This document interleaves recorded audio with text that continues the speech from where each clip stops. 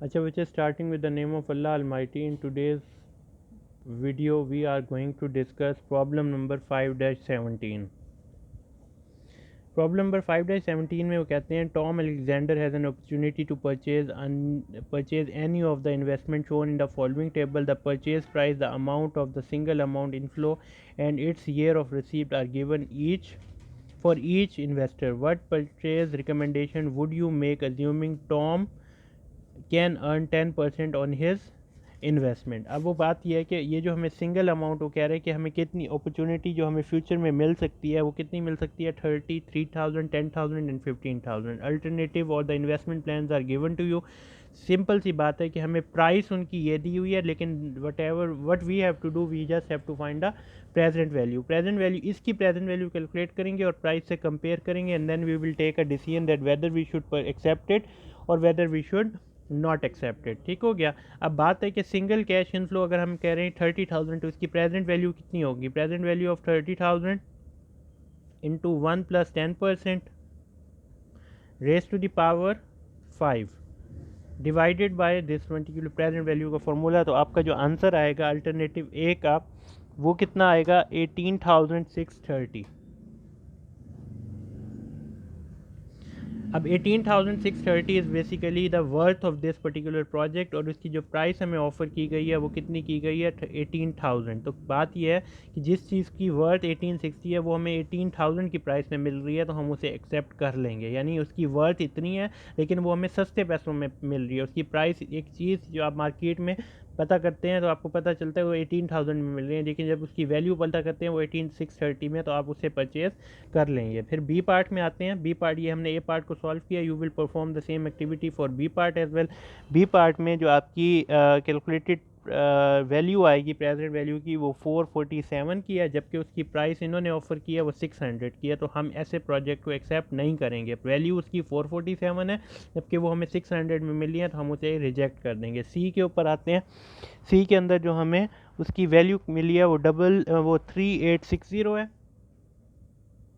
3860 उसकी वैल्यू है, और वो हमें कितने में मिल रही है? 3500 में। So definitely we will purchase that particular investment plan. क्यों? क्योंकि जो चीज़ है वो है 3500 में हमें मिल रही है, जबकि उसकी वर्थ 3860 है, तो 360 का फ़ायदा है यहाँ पे। 1000 इसकी प्राइस है डी प्रोजेक्ट की, और जो उसकी प्रेजेंट वैल्यू आप कैलकुलेट करेंगे उसका जो आंसर आएगा वो आपके पास आएगा तकरीबन 330।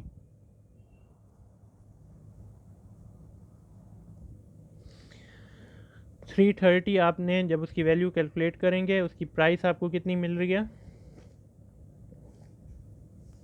330 उसकी वैल्यू है, जबकि उसकी प्राइस कितनी है? वो 1000 है। ऐसे प्रोजेक्ट को हम रिजेक्ट कर देंगे। ठीक है। उसके बाद है calculating deposited needed. You put 10,000 in an account earning 5%।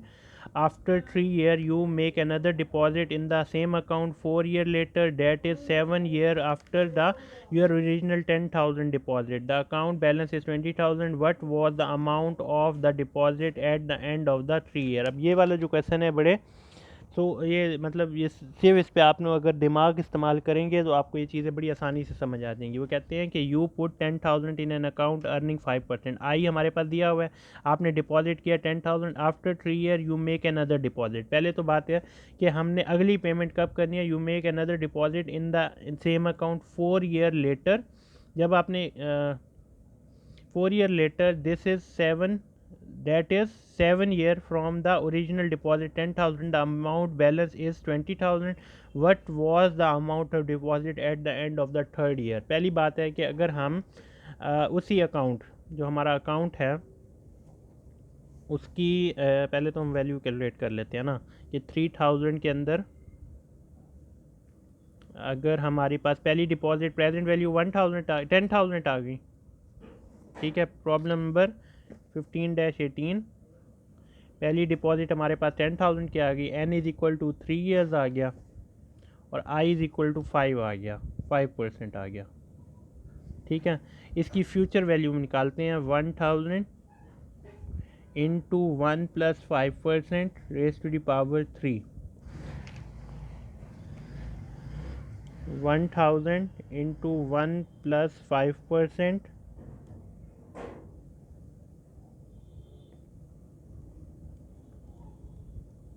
Raise to the power 3, तो इसकी वर्थ आ गई 11,557.625। ये पैसे उसके अंदर बन जाएंगे अगर हम डिपॉजिट करें,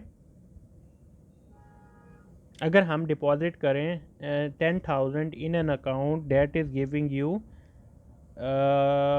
5% इंटरेस्ट फॉर 3 ईयर। यानी हमने 10,000 डिपॉजिट किया, लेकिन गलत हो गया, 10,000 नहीं है, यहाँ पर एक ज़ीरो और ऐड कर लेते हैं।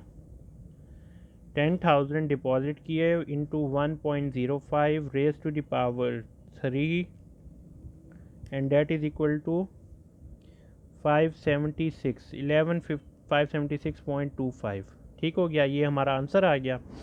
अब बात यह है कि ये पैसे हमें मिलेंगे 3 साल के बाद। मैं आपको ना ज़रा एक टाइम स्केल बना के दिखा के शायद समझाऊँ, फिर शायद आपको समझ आ जाए। हम 0 पॉइंट इन टाइम पे हैं, 1 2 3। हमने 3 साल के लिए डिपॉजिट किए 10,000।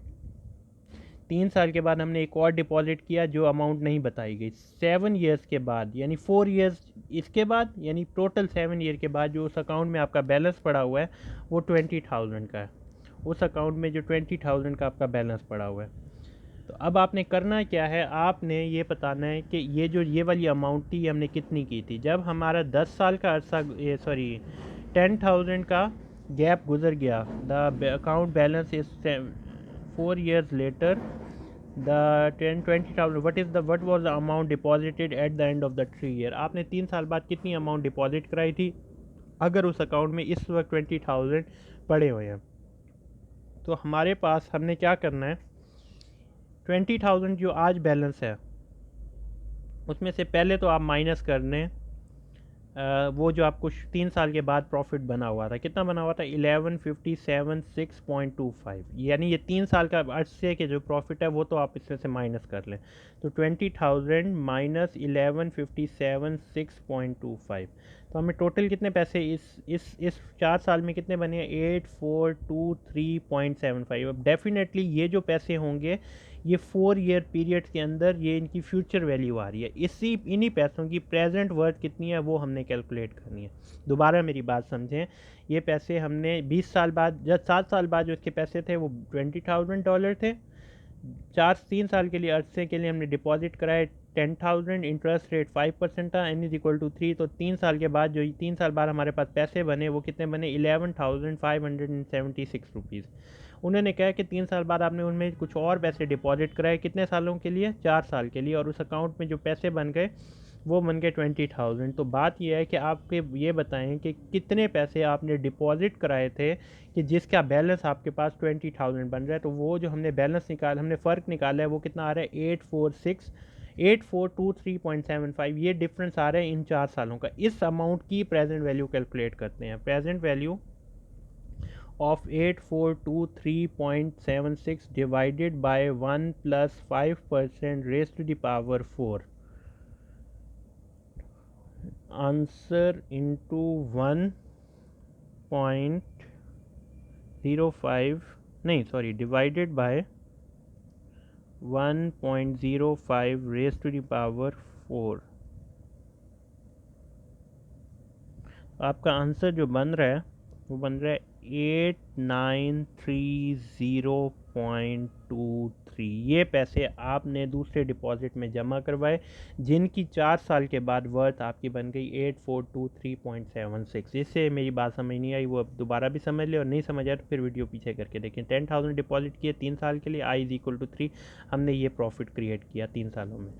लेकिन 7 साल के बाद उस अकाउंट में इतने पैसे थे क्योंकि हमने 3 साल के बाद उसमें कुछ और पैसे ऐड किए थे। वो कितने पैसे ऐड किए थे वो हमें मालूम नहीं है। हमने क्या किया कि 3 साल के पैसे जो थे उन 20,000 के अकाउंट के बैलेंस में से वो 3 साल का प्रॉफिट निकाल लिया, तो बाकी पैसे ये कितने आ गए, ये 8,430 इन 4 साल के अंदर जो एडिशनल। अब ये थे future value of the amount that you deposited at the end of 3rd year. उसकी इस अमाउंट की प्रेजेंट वैल्यू कैलकुलेट की तो वो अमाउंट आई 6,930, यानी this is the amount you deposited at the end of 3 year so that created a total worth of 8,423.7 after 4 year. तो ये हमारा प्रॉब्लम 5-18 सॉल्व हो गया। इसके बाद हम आते हैं प्रॉब्लम 5-19 के ऊपर।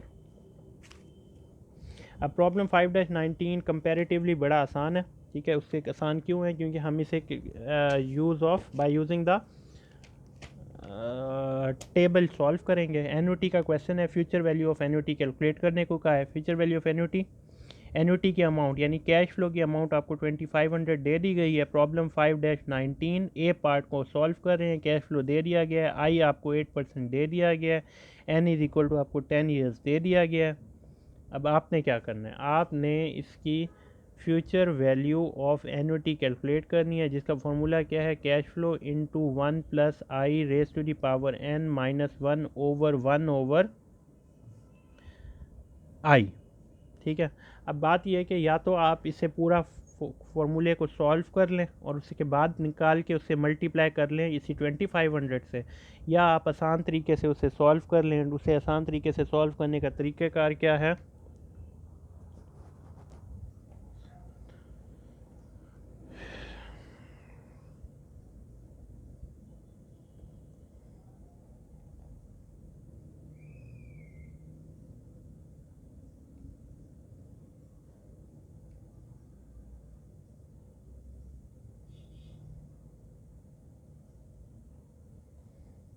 आपका आई कितना है? 8%, एन कितना है? 10। Future value interest factor of A, NOT का क्वेश्चन है, ठीक है। Future value interest factor of A. अब आप देखें ये आपका future value interest factor of A है। आई कितना है? 8%। एन कितना है? 10 ईयर्स। ये 10 ईयर्स में जाएँ, कितना आंसर लिखा हुआ है? 14.487। तो बस आपने यहाँ पे मल्टीप्लाई लिख के 14.487 लिख देना है और इसे मल्टीप्लाई करेंगे तो आपके पास आपका जो आंसर आएगा ना वो बनेगा 36217.50। बस ये आपका क्वेश्चन सॉल्व हो गया। ये फ्यूचर वैल्यू ऑफ एन्युटी का कॉन्सेप्ट आ गया। अच्छा, बात यह है कि सर अगर इसके साथ हमें फ्यूचर एन्युटी ड्यू करने का काम कर दिया जाए फिर क्या करेंगे? तो यहाँ पे 1 प्लस आई का कॉन्सेप्ट हमने डिस्कस किया हुआ है कि इसी फॉर्मूले में एंड में 1 प्लस आई हमने दोबारा लिख देना है, तो वो आपका एन्युटी ड्यू बन जाएगा। अभी इन्होंने हमसे पार्ट ए में क्या पूछा है? ऑर्डनरी एन्युटी सारे केसेस की। तो अब हम क्या करते हैं? ए पार्ट सॉल्व कर दिया, ए की ही एन्युटी ड्यू, ए की ही दूसरे पार्ट जो कि ऑर्डनरी एन्युटी ड्यू का कॉन्सेप्ट है, तो यही जो आपका पास है 2500 और ये 14.8487, इसके साथ 1 प्लस आई, आई कितना है आपका? 8%। आप दोबारा ऐड कर दें तो आपका एन्युटी ड्यू का जो जवाब निकलेगा वो निकलेगा 39114.90। बस फॉर्मूला आपके सामने है, आपने बस इसमें वैल्यू पुट करनी है। बी पार्ट सॉल्व करें, फिर आपको एक वैल्यू दी हुई है, आई वैल्यू दी हुई है, डिपॉजिट, ये दोनों चीज़ें आप टेबल में इस्तेमाल करेंगे। तो बी और जैसे कि मैं अब दूसरा भी आपको करके दिखा देता हूँ। आई कितना है? 12, नंबर ऑफ़ ईयर क्या है? 6, 12 एंड 6। तो मैं future value interest factor of A के टेबल में जाता हूँ। आई कितना है? 12, ये आई 12 आ गया, ये 12 आ गया, और एन इज इक्वल टू कितना है? 6, तो ये 6 आ गया। तो कितना आंसर आ रहा है? 8.115। तो मैं क्या करता हूँ, मैंने सिंपल ये वैल्यू लेनी है 500 को मल्टीप्लाई कर देना है 8.1152, 8.1152। तो इसका जो आंसर आ जाएगा वो आ जाएगा 4057.50। ये हो गया। इसके बाद इसका जो इसी का एन्युटी ड्यू का जो जवाब आएगा उसमें क्या करूँगा? यही चीज़ दोबारा लिखूँगा, 500 मल्टीप्लाई 8.1152 मल्टीप्लाई 1 प्लस 8%। उसका जो मेरा जवाब आएगा, बल्कि इसका 8% नहीं, यहाँ पे 12 है, ये 12% आएगा। तो उसका जो मेरे पास जवाब आ जाएगा वो मेरे पास आएगा 4544 4544.40, 4544.40। ये मेरा बी पार्ट सॉल्व हो गया। सी पार्ट का जो आपका आंसर आएगा वो मैं आपको बता देता हूँ। ऑर्डनरी एन्युटी का जवाब आएगा 223260 और एन्युटी ड्यू का जो आंसर आएगा वो 267912 आएगा। डी पार्ट में आते हैं। ऑर्डनरी एन्युटी का जो जवाब आएगा 126822 आएगा और जो एन्युटी ड्यू का जवाब आएगा वो 138241.92 आ जाएगा। ई पार्ट में आपका ई का जो ऑर्डिनरी एन्युटी का जवाब आएगा वो आएगा 2140721। इसमें कुछ डॉलर्स की अगर कोई चेंजेस आ जाए ना, ख़राबी आ रही हो या कैलकुलेट वो आंसर डिफरेंट आ रहे हो, तो उस पर परेशान ना होइएगा, उसकी टेंशन ना लीजिएगा। मतलब ये थोड़ा बहुत डॉलर में पॉइंट्स में फ़र्क आ जाता है। ठीक है, ये आपके आंसर्स आ गए सारे पार्ट के। ठीक हो गया। इसके बाद हम आते हैं प्रॉब्लम नंबर 5-20 पे। 5-20 प्रेजेंट वैल्यू ऑफ एन्युटी है। तो अब फिर वही वाली बात, मैं यहाँ पे प्रॉब्लम दोबारा सॉल्व करता हूँ आपके लिए।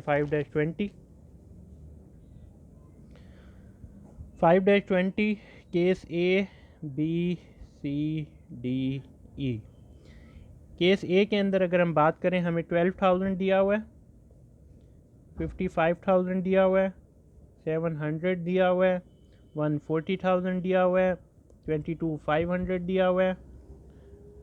आई की बात करें तो 7% दिया हुआ है, 12% दिया हुआ है, 20% दिया हुआ है, 5% दिया हुआ है और 10% दिया हुआ है।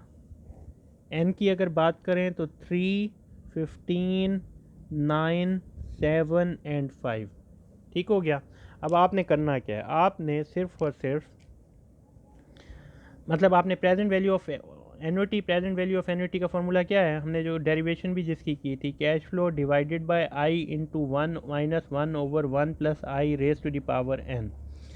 इस पूरी चीज़ को, ये जो आपको सारा फैक्टर नज़र आ रहा है, इस पूरी चीज़ को आप लोगों ने पहले कैश फ्लो कितना आ रहा है 12,000, इस पूरी चीज़ की जगह आपने 7% और 3 लेना है और आपका क्वेश्चन सॉल्व हो जाएगा। अब यहाँ पे प्रेजेंट वैल्यू ऑफ एन्युटी है, तो हम यहाँ पे प्रेजेंट वैल्यू ऑफ एन्युटी के टेबल में चले जाते हैं। ये प्रेजेंट वैल्यू ऑफ एन्युटी आपको नज़र आ रहा है। ठीक है, प्रेजेंट वैल्यू ऑफ एन्युटी के टेबल में हम पहुँच गए। आई कितना है 7, एन इज इक्वल टू 3। आई कितना है 7, एन इज इक्वल टू 3। ये आपके पास क्या आंसर आ रहा है 2.6243, 2.6243। इसे आपने सॉल्व कर लेना है। आपका जो आंसर आएगा वो 31488 आएगा, 31491 आएगा, 491 आएगा 0.79। और ऑर्डिनरी एन्युटी ड्यू का कॉन्सेप्ट क्या होगा कि इसी चीज़ को 2000 मल्टीप्लाई 2.6243 को मल्टीप्लाई करेंगे ऑर्डिनरी एन्युटी के साथ, एन्युटी ड्यू के साथ, जो कि कितनी है 7%, 1 प्लस 7%। तो उसका जो आपके पास जवाब आएगा, उस आंसर, वो जो आपके पास आंसर आ रहा है वो आएगा 33696.22। ये आपने ए पार्ट सॉल्व किया, उसकी ये एन्युटी, ऑर्डिनरी एन्युटी है और एन्युटी ड्यू। अब हम बात करते हैं बी पार्ट की, सी पार्ट की, डी पार्ट की और ई पार्ट की। उसके जो बी पार्ट में ऑर्डिनरी एन्युटी का जवाब आएगा वो आएगा 374,597.55। फिर 2821.68 सी का जवाब आएगा, 810092.28 डी पार्ट का जवाब आएगा, 85,292.70 ई पार्ट का जवाब आएगा। बी पार्ट में आपका जवाब आएगा 419549.25। इसी में आपका सॉरी बी पार्ट का ये हो गया। अच्छा, उसका सी का आपका ऑर्डिनरी एन्युटी ड्यू का जो जवाब आएगा 3386.01 आएगा। डी पार्ट का एन्युटी ड्यू का जवाब आएगा 850596.89। और जो ई का जवाब आएगा वो 93,821.97। तो ये आपका क्वेश्चन 5-20 सॉल्व हो जाएगा। अच्छा, इसके बाद आपने क्या करना है, आपने सारी जो बाकी क्वेश्चंस हैं उनमें जितने क्वेश्चंस आपको इस मेथड से रिलेटेड हैं वो आपने पूरे खुद करने हैं। ठीक है, जो जहाँ पे आपको लगे कि सर ये जो हमारी डिस्कशन है या ये जो पार्ट है ये हमें समझ नहीं आ रहा, या सॉरी जो आपको स्किप कर, मतलब जो आपको लगे कि ये इस वाले बारे में सर ने पहले डिस्कशन नहीं की, उस पार्ट को आप स्किप कर लेंगे। उसके लिए आपको परेशान नहीं होना कि सर ये तो मतलब ये तो नई चीज़ आ गई है। तो जब आपको लगे कि ये नई चीज़ है उस वक्त आपने वहाँ पे परेशान नहीं होना और उस चीज़ को आपने स्किप कर देना है। ठीक हो गया। उसके बाद हमारा अगली जो डिस्कशन होगी वो डिस्कशन जो अब हमने करनी है वो आपका लोन पेमेंट लोन अमोर्टाइजेशन से रिलेटेड है। ठीक है, लोन अमोर्टाइजेशन स्केड्यूल जो आपका है वो बड़ी इंपॉर्टेंट फैक्टर है। अच्छा, इसके अंदर आप ये देखें कि determine the equal annual and of year problem 5-47। ठीक है, आपको नज़र आ रहा होगा problem 5-47 loan payment determine the equal annual and of year payments required each year over the life of the loan shown in the following table to repay them fully during the started term of the loan। अच्छा, अब आपने करना क्या है, आपने यहाँ पे अपना जो लोन पेमेंट का हमने पहले भी डिस्कशन की थी, जब चैप्टर के अंदर हमने ये टॉपिक डिस्कस किया था, वहाँ पे हमने लोन पेमेंट के लिए फार्मूला डिस्कस किया था। अगर किसी को याद नहीं है तो मैं आपको सिर्फ और सिर्फ एक नज़र दिखा देता हूँ कि हमने कौन सा फार्मूला इस्तेमाल करके क्या एक्टिविटी की थी, तब आपको शायद एक आइडिया हो जाएगा कि लोन अमोर्टाइजेशन स्केड्यूल को हमने कैसे डिस्कस किया था।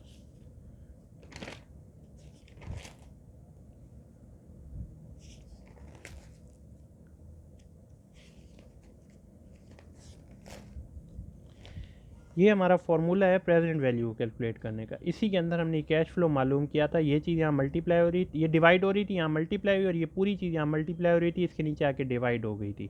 ठीक है, उसके बाद हमने इस सारी चीज़ को मैथमेटिकली सॉल्व किया था और उसके बाद हमें आंसर मिला था ये वाला आंसर। ठीक है, अब आपने क्या करना है, आपने यही सारी बात समझनी है। अब यहाँ पे मैं आपको समझा देता हूँ।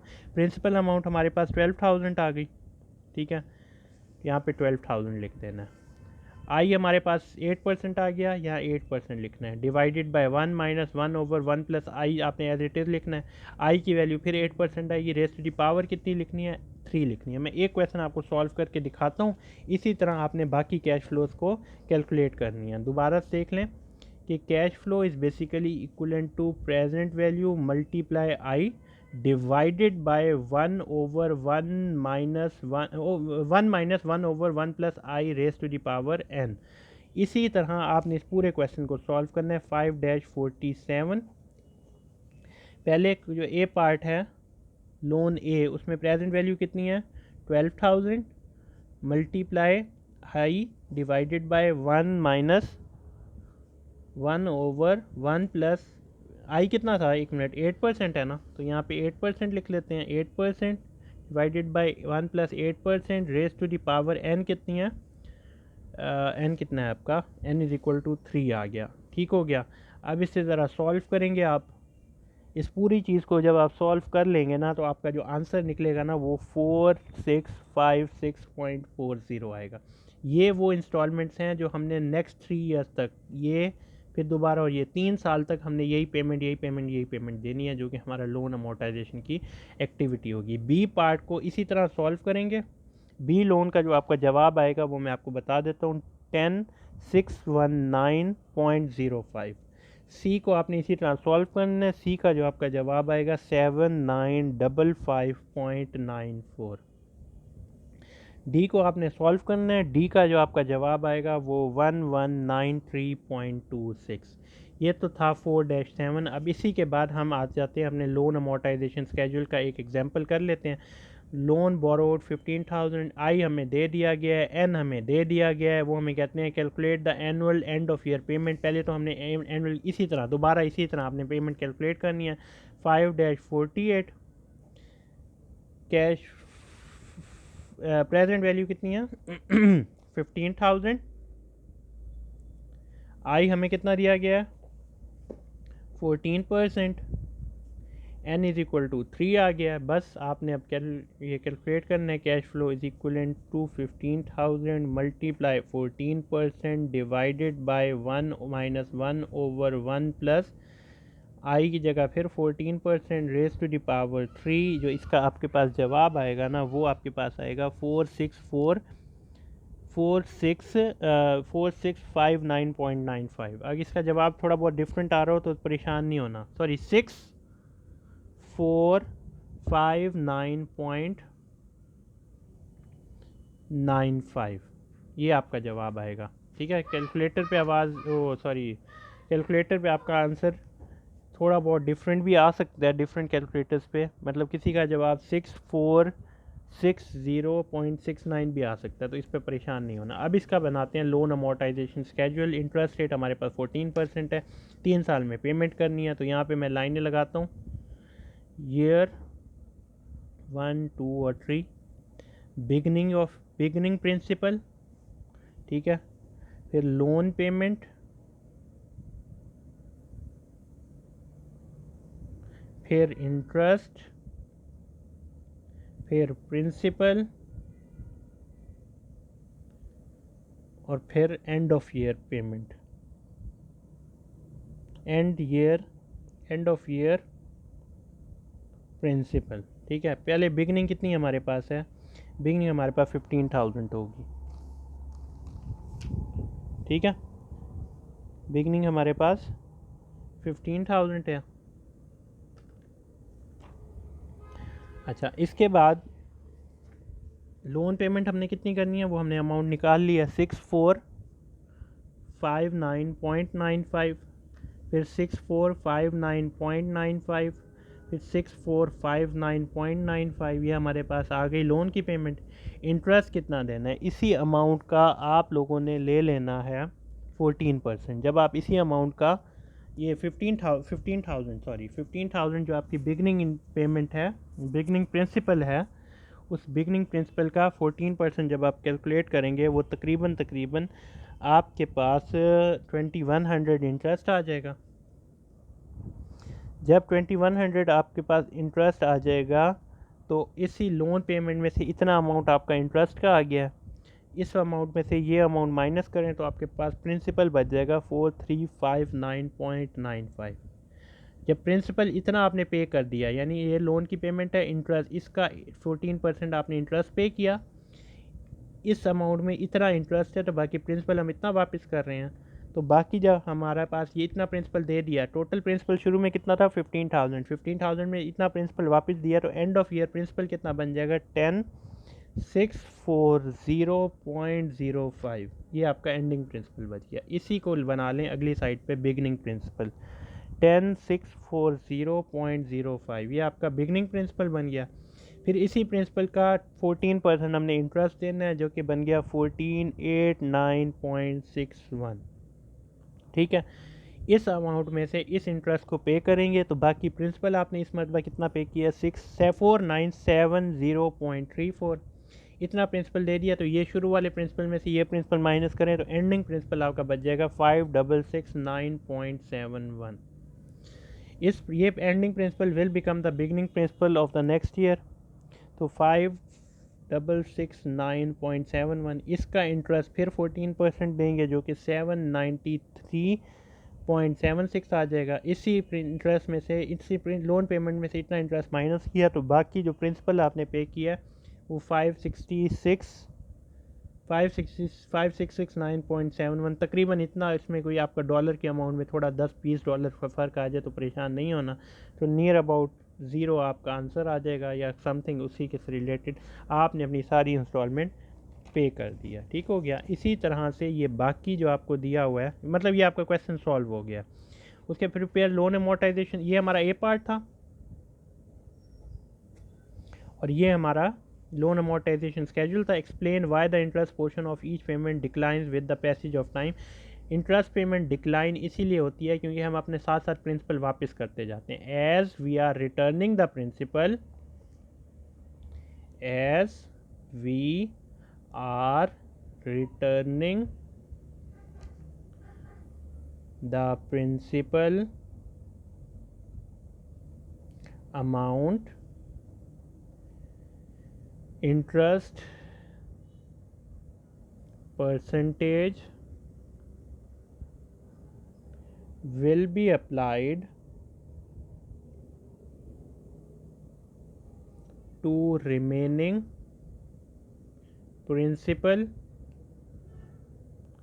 In return percentage will be applied, interest percentage will be applied remaining principal and will decline. ये तो मैंने बात लिख दी, इसे समझा भी देता हूँ। क्योंकि शुरू में प्रिंसिपल 15,000 था, उस वक्त हमें उसका 14% दिया, तो 2100 प्रिंसिपल दिया। अगली मरतबा उसमें से प्रिंसिपल हमने कुछ वापस कर दिया था जब लोन पेमेंट कर रहे थे, तो प्रिंसिपल बाकी अगले साल में प्रिंसिपल कितना था, ये इसका 14 दिया, तो अब इंटरेस्ट रेट, इंटरेस्ट की अमाउंट कम आ गई।